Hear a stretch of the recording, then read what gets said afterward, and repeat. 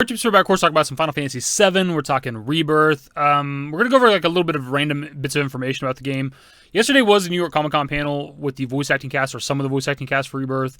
There's nothing major shown there. There's no trailers or anything like that. No reveal of Vincent like we're hoping. They did confirm that Matt Mercer is the voice actor for Vincent, but we already knew that. We've known that for quite a while now. There was, however, some interesting things said by some of the voice actors, specifically Cody and Britt Baron. Specifically, Cody talks about a moment in the game in Rebirth where Cloud, the term he uses is like transforms into something else, and he had to do like a ridiculous like recording session for some dialogue. It's hard to know exactly what he means, but I'll play the clip really quickly and we can kind of discuss it a bit, I guess. There was a session that I had, and within the game, I feel like I'm safe to say this, something happens to Cloud, and let's say he just transforms into something outside of himself for a second. And yeah, and too much. That's too much. And I feel like I'm safe. And I had to do one of the craziest scenarios and speak a different language in many ways. And it was so funny that it took me probably 30, 40 minutes to get through this chunk of dialogue. And when you guys see what I'm saying and play it in the game, I feel like you're gonna laugh your ass off too, because it's ridiculous in the best way. So with this, it's hard to know what Cody's saying in terms of like, did Cloud actually transform into something else for a brief period of time? He talks about also having to like speak a different language as well for that little bit of dialogue.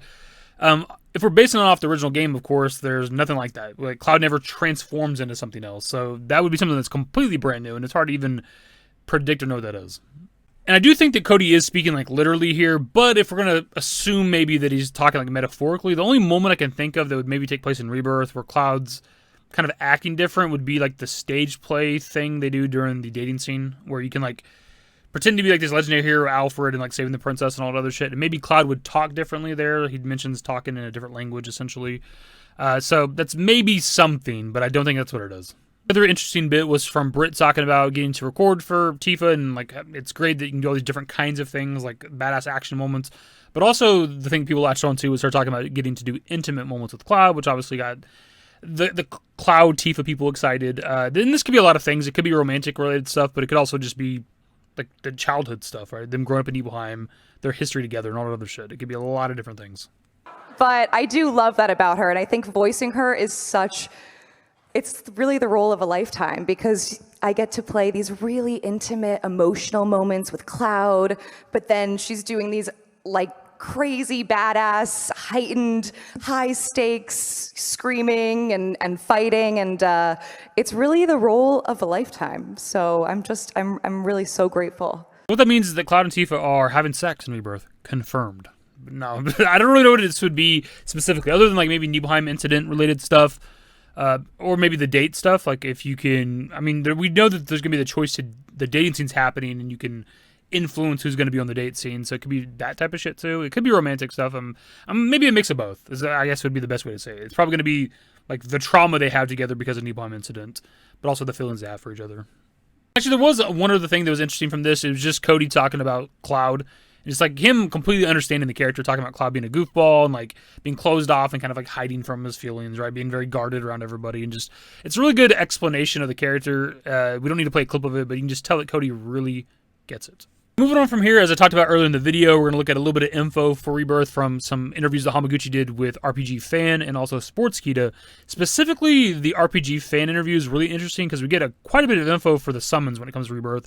Stuff that I'm fairly certain we didn't already know. Where Hamaguchi talks about us getting a little bit of like, kind of like lore or story for the summons. They're not necessarily going to be tied to the story for Rebirth, but we're going to get more of kind of the history of the summons potentially. But also talks about there being like a progression system for the summons, which I know for a fact I have not heard about yet. So the question, they talk about how summons are appearing before they normally did in the original FF7, specifically Alexander we're seeing, who's going to be from a later portion of the game, but they ask, so my question is, are we going to expect to see more summons from further in the story in Rebirth, and which summon is your favorite so far? Hamaguchi replies with, great question for this as well. I can't reveal exactly which summons are in Rebirth so far. I like to say that the summons are Materia from the live stream in the original Final Fantasy VII, but outside of that, they didn't really go much into their background or how they came into existence. So for Rebirth, we'll explore a little bit more into that. For example, there are areas that will be tied into the summons, like an area where a specific summon was once revered or once existed. With Chadley, the player will be exploring some of these aspects and will be shedding a bit more light on that. having like lore and shit for the summons when it comes to FF7 is something I've always wanted. Like, I know they're just like an element that's in the Final Fantasy series, and you can kind of get away with it when the original FF7, because by that point people know what summons are. But I've always wanted like an origin. Where do they come from? What are they exactly? How the fuck do they exist? What's going on here, right? And it seems like we're gonna get that now finally. And they kind of gave us a little bit of that with Remake. Whenever you like scan the summons or whatever, look at the intel for them, they kind of give you brief explanations. They talk about like Ifrit introducing fire to people, to the humans or whatever, and they talk about Shiva still in some sort of like ancient wound on the planet or something like that. Kind of insinuating that she's a part of like the Genova War 2,000 years ago. And then something about like, I think Bahamut's was something like him being like a dragon king that people worshipped or something like that. They give you a little bit of lore there, but it looks like we're going to get a little bit more of that going into Rebirth, which I love. And he talks about there being like locations around the world where summons are like revered, where they once existed. So they were actually maybe tangible things in the world. It's actually something that I've seen a little bit of with Max, with one of his videos. I think it's the video where he's talking about like the map size, trying to break it down. And at one point, I remember him pulling up the map and seeing in the bottom left corner that there was like the summoning crystal things that you're supposed to find. So still this up on screen right here, but as you can see in like the bottom left, it says summon crystals, and there seems to be like 3 of them that you can find somewhere around the map right here in the grasslands area. I don't know what this is exactly, but this is probably tied to kind of what Hamaguchi's talking about, where there was like locations around the world where these summons were once like worshipped or whatever. You guys already know I love this, man. I've already talked about multiple times on the channel that I want there to be summon materia in the world. I don't want it to be just tied to Chadley and VR shit and you just fight it and earn the materia. I want to like walk around the world, find some sort of ancient cave where there's a summon materia existed at one point or summon existed, and you can just like do a side quest or just find it in the cave or something. That seems to be probably what they're going to do, at least to a certain degree. As a follow-up to the summons question, are the summons going to interact differently this time around than in Remake? In Remake, you just summon them and they fight alongside you, but we saw in Final Fantasy 16 how amazing and spectacular the summons can really get. Do you have any plans to maybe change that system, or is it going to be the same that we saw in Remake? For Rebirth, there isn't something that is incorporating summons into the main story per se, but with Remake, you may recall that the materia itself did not exactly level up. This time, however, there is a growth element that is kind of different from AP. By playing minigames or progressing through certain content in the story, the summon materia's ability will grow. In that way, there is this sort of growth factor tied to the side content of the game. So this, yet again, is something I absolutely love. I've actually complained about this a few times on the channel throughout the last couple of years, that whenever you get the summon materia in Remake, it's just like max level, right? Or level 1 only, level 1 of 1, whatever you want to say, right? You don't get to level up the summon materia, which is weird because with the original FF7, you get to level up, I think, pretty much all the materia, but obviously you can level the summon materia in the original. So I thought it was just kind of like weird and a bit of a missed opportunity to a certain degree.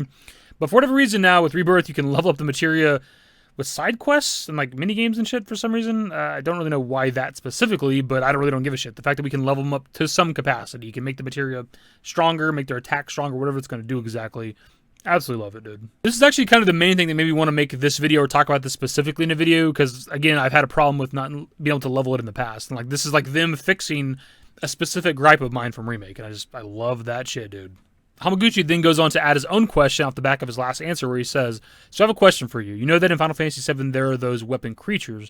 If we were to introduce them like summons as another kind of entity-like creature, do you think that would be too much, or would you enjoy it? And they reply with, I think that'd be very cool. Giant kaiju battles are awesome. I actually enjoyed it in Final Fantasy 16 a lot. It's a lot of fun to do stuff like that, but who knows? Whenever we get to fight the weapons, you know they're really big. Maybe we need big summons as well, and Hamaguchi says, we'll take it into consideration. So this I thought was pretty interesting, because there's been a fan theory for a while of like, whenever the weapons wake up for like, the third game essentially, that there might be like a storyline reason to track down specific summons to help fight them, right? And it's kind of interesting that Hamaguchi asked about having like gigantic summons to fight the weapon enemies.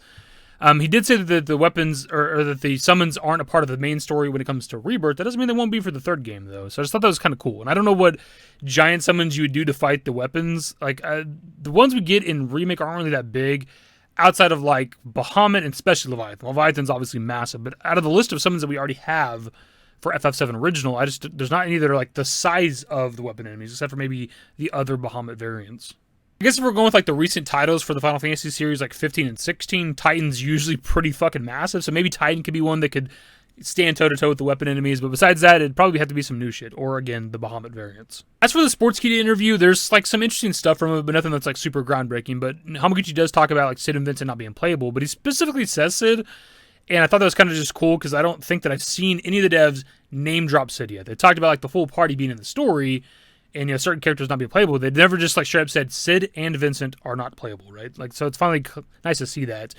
He kind of talks a little bit about Zack's, gameplay to a certain degree. It doesn't tease or like reveal anything, but he just talks about Zack because he's asked about Zack. He also talks about like subverting players' expectations. Also, with one of the answers that Hamaguchi gives, he straight up like spoils, for lack of a better term, Cloud having Zack's mannerisms during the Calm flashback, which I thought was weird because that's what I was talking about. Like, I think things are going to be different when it comes to like Rebirth in the third game. Again, following the FF7 story mostly, but it's like this open secret that like Aerith fucking dies, Zack is supposed to be dead, and Cloud has Zack's memories. Like that whole thing, like that's all like open secrets. And the fact that you have devs in interviews, months before Rebirth dropping and being like, he's acting like Zack. Like, it's just, I find that shit weird, man. So I just don't know what they're doing exactly with the remake story. So Hamaguchi's asked about whether or not they were always going to do something different with the remake project, if they were ever going to do just like a one-to-one remake. And we're just going to skip around to the answers that kind of are worth talking about. But he says, and one example I want to give is, you may have seen in the demo with the Nibelheim flashback for Cloud, there's a scene where he acts kind of very unlike himself, almost like and speaks in such a way that is reminiscent of Zack, and this is what the creators intended for the original as well. But perhaps that's something that the players didn't actually catch on or realize at the time. But this time, we're really able to fully show that in detail, expressions as well as voice. So yeah, Cloud acting like Zack is in the original FF7, obviously, like specifically with him doing squats in the back of the truck and shit like that. That's a Zack thing that Zack does, right? So that's not like new in terms of like the remake project itself, but they wanted to like put more emphasis on it with the remake project, more so than you could in the original FF7. But again, Hamaguchi's coming straight out and saying like, Cloud is acting like Zack, very reminiscent of Zack. I just feel like it's like giving away your twist or whatever, right? That's why also at the same time they re-released like Crisis Core Reunion. So it's like if anybody's like committed to the remake project, even as like a new FF7 player, you already know what's supposed to happen. This is why I think that like things are going to be quite different at some point with the remake project, either in Rebirth or the third game, because almost every player that's interested in this already knows Zack's dead. So it's like there's not this big like gut punch when you find out like, oh my god, the whole time Cloud's been like faking his personality. Like that just doesn't work. It can still be effective, but it's just not like it was with the original Final Fantasy VII. So I don't know what they're going to do differently here, but they're just like straight up giving away that Cloud is acting like Zack, and obviously we know why that is. It's something that I've talked about before on the channel, that I think that like it's possible we get like the live stream segment in this game. Now, that doesn't specifically have to be Midil. Everybody seems to latch on to the original game. It's got to be in Midil.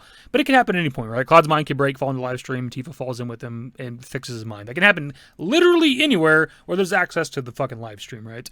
And I just think that that's going to happen potentially in this game, because we already know, based on the initial fucking trailer we got for Rebirth, 25th anniversary live stream, that Cloud knows who Zack is in this game. We hear him in the Japanese trailer specifically name drop Zack, right? Zack, you were here with me like 5 years ago. Where are you now, right? Like, we know that he knows who Zack is in this game. So I just feel like he's going to learn the truth of his past in this game at some point. Maybe that's like the difference compared to the original FF7. Point I've been trying to get across for a while, and I could be absolutely wrong here with my idea for what they're doing with Rebirth, but I just feel like not enough people put emphasis on the fact that Cloud is saying Zack's name in that trailer. Like, why is that not a bigger deal? Like, he's not supposed to know who that is until his mind breaks and gets repaired in the live stream, right? Like, that's supposed to happen like post North Crater Midil segment, and we're only going to like the Forgotten Capital. So if we're only going to the Forgotten Capital and back, like, why is it not a bigger deal that he's saying Zack's name to people? Hamaguchi further adds, so thus there's this new discovery for players in that way. And another method is, or another way is for something to be expected, but to kind of completely subvert the player's expectations by providing something completely new. We kind of incorporate both of these kind of methods or ways in Final Fantasy VII Rebirth. And so that's something that I think is a big draw and something that's really exciting for players. We're not going to sit here and like fan theory on this, of the subverting of players' expectations, because this could be a million different things, specifically like character fates and stuff like that. So this could be kind of anything. I mean, it's exciting. It's what I want. I want new things when it comes to Rebirth. I don't want to just play FF7 again, because I've played it quite a bit. So last up, Hamaguchi's asked about Zack being playable or not, and about the party, and he clarifies that obviously Kate, Sith, Red 13, and Yuffie are kind of the new characters, but he goes on to say, as far as Sid and Vincent, they're going to be kind of involved with Cloud and the party within the main storyline, but they're not going to be playable in-battle characters. And as for Zack, that you asked about, I will say that he is an extremely vital, important character within this title. Players of the earlier game, they wonder how will Zack play into this game, and is there going to be like a difference? But he is very vital, and he plays a very crucial role in sort of like telling the stories like within the game, is what I can say right now. As for the actual gameplay, I cannot speak on that. So again, as I said earlier in the video, like him just talking about Sid, mentioning Sid, like for me, that's the first time I've seen a dev mention Sid in an interview instead of like kind of alluding to him, right? So I thought that was kind of cool. But then at the end there, where he talks about Zack and he says that as for the gameplay, he cannot speak on it right now, it means that there is gameplay. Like, you can't talk about the gameplay for Zack, which isn't really a surprise. We talked about this literally with our last video about the materia and Zack's Buster Sword within the recent trailer, would confirm that there is like gameplay and potentially combat for Zack, right? Why else would he have materia in his Buster Sword? But the fact that Hamaguchi's like, I can't talk about the gameplay, means that there is some goddamn gameplay for Zack, which I'll say though, also him talking about like Zack being important. They talk about this all the time in interviews, and I am kind of curious what Zack's role is going to be, right? Whether alive or dead. I think he's alive. Plenty of people think he's dead. But like, I wonder what he's going to be doing with the overall story. Like, how is he going to benefit our main character's journey with what he's doing? That's what I'm kind of curious about. If he's alive in a different timeline too, specifically, like how does he impact the story, right? So that's what I'm very, very curious about. And if he's also like dead within the live stream, we know that there's people that can help from the live stream, like Aerith did at the end of the original FF7. I just don't know what he's going to be doing, man. I'm very, very curious. Not just because he's my favorite character, too. Just like, what the hell is that going to be doing to this? That'll pretty much be the video, my dudes. This is a lot longer of a video than I was expecting because we really only talked about like a few things. I don't know why this video is so long. Maybe I just felt like talking about certain things in depth. My favorite thing from all this, though, is the summon stuff. The summons being within the world, but also a little bit of maybe story for the summons to some degree, a little bit of backstory, but also like progression for the summons. Like, again, as I talk about all the time, everything we learn about this game just makes it better. Because now we have like summon progression in Rebirth, too. Like, that's another confirmation now. Like, holy shit. Anyways, that's the video, my dudes. Subscribe to if you guys are new. Social networks in the description below. Follow me to dashingdavidbusiness. That's it. Bye. Used to care what people thought, but now I care more, and nobody out here's got it figured out. So therefore, I've lost all hope of a happy ending, depending on whether or not it's worth it. So insecure, no one's perfect. We spend it with no shame. We blow that like Coltrane. We in here like Low Gain or leave it like Cobain.